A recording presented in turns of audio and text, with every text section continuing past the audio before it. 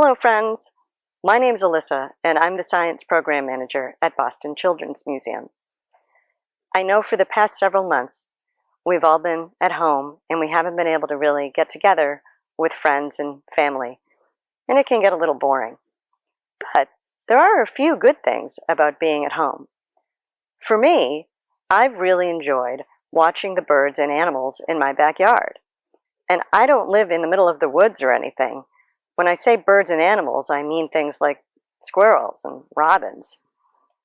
It's been really cool watching baby robins learn to fly and watching them beg from their parents and then watching the parents refuse to feed them so that the baby birds have to learn how to find food on their own.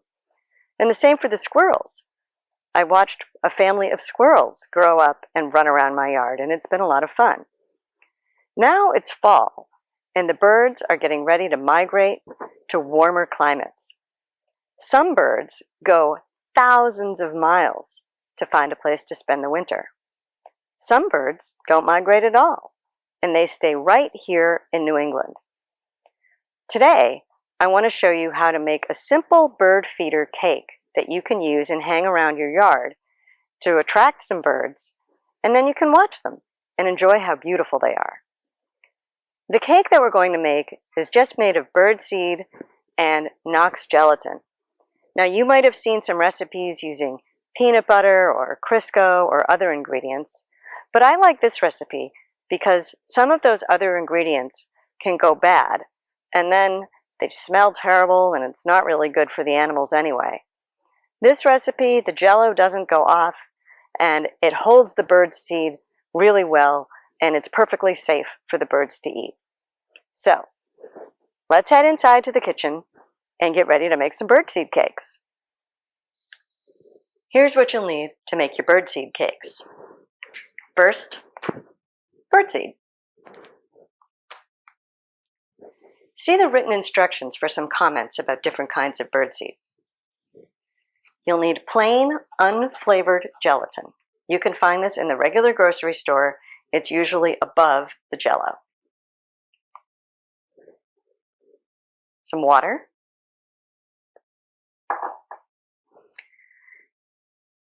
You'll need either individual cupcake liners or you can use a muffin pan. If you're going to use a muffin pan, you'll also need some non-stick spray to put into it before you start forming the cakes inside. It's up to you. And then if you want to hang your birdseed cakes, you'll need some string and scissors. You don't have to hang them. You can just make the cakes and sort of place them around or put them in a bird feeder or a suet cage. I think that's it. Let's get started. Okay, let's make our birdseed cakes.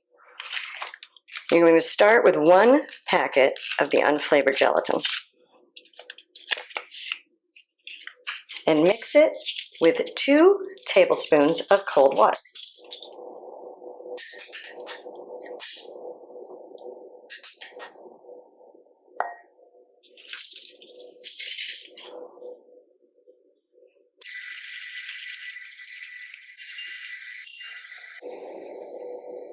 Then wait 1 minute.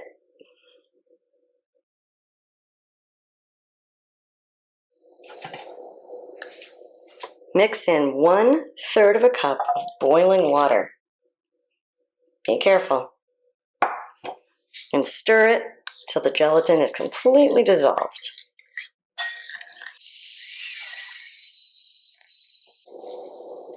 Then stir in your 2 cups of birdseed. And mix it until the birdseed is well coated with the gelatin mixture and everything is evenly coated.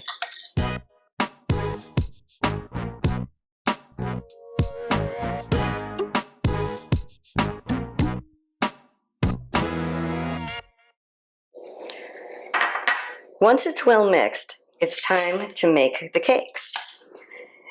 You can use individual cupcake liners like these, or you can use a muffin tin.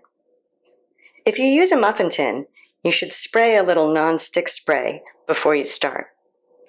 I like these silicone liners because when I'm done and I want to get the cakes out, I can just pop them inside out like that.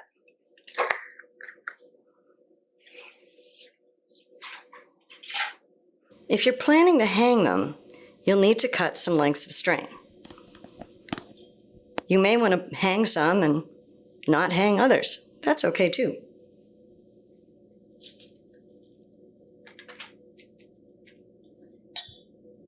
If you want to hang your birdseed cakes, fill the cup halfway with the mixture, then lay a piece of string across the top.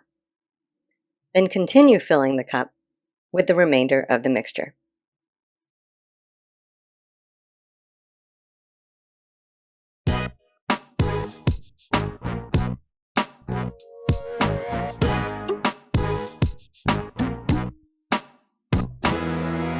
There we are. I'll put them in the fridge overnight, and then in the morning, we'll see how they came out. So I'll see you tomorrow. Good morning, friends. So you know it's a different day because I'm wearing different clothes. I got my birdseed cakes out of the fridge this morning and popped them out of their liners, and now I'm ready to hang them up in my yard. See if I can get some birds.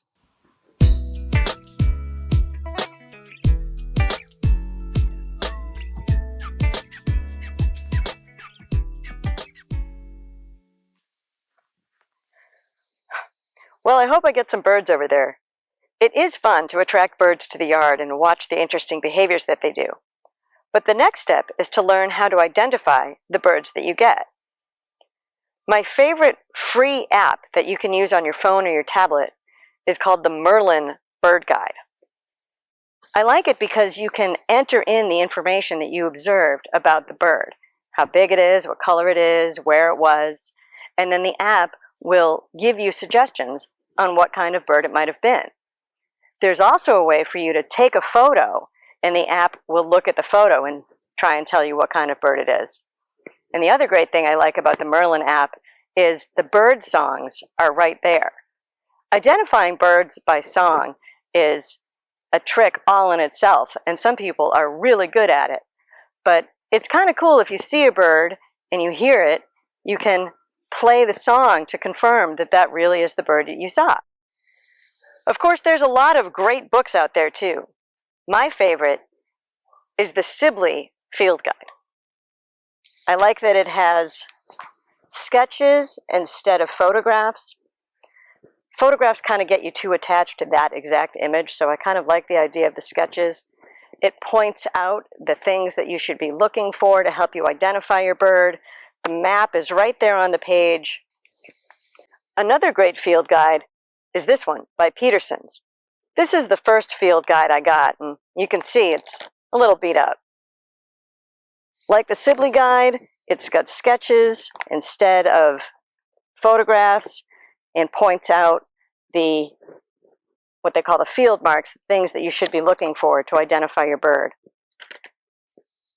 In the comments below, you'll find a link to a special bird guide that we at the Boston Children's Museum put together to highlight birds that are easily found right around the museum, and also in other areas in and around Boston. Check it out. Good luck attracting birds to your yard. Be patient. It takes time for them to find the food, but once they do, they'll know where it is, and they'll keep coming back. Thanks for joining me in my backyard today and in my kitchen yesterday. Birdwatching can be a little nerdy, I guess, but it's a lot of fun, and I hope you learn to enjoy it. It's definitely something fun to do while we're still at home during this time. Be sure to come back and check out what we have here on Facebook, Instagram, and YouTube for lots more fun activities that you can try at home. See you next time.